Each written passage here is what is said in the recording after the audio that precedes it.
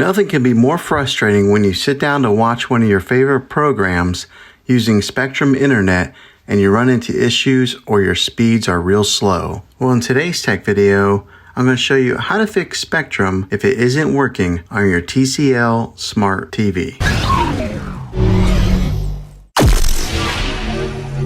I'm going to show you a few really simple ways to try and solve your problem and get you back up and running again. Now, the first one is the easiest one to try, and that's to unplug your TV from the wall outlet and wait 60 seconds. Now, don't be impatient here. Wait the whole 60 seconds, then plug it back in. This is very different from turning your TV on and off with your remote control. This is what we call a hard reset of your TV, so make sure you do this method. The next method would be to push the reset button on your modem or your router if it has it.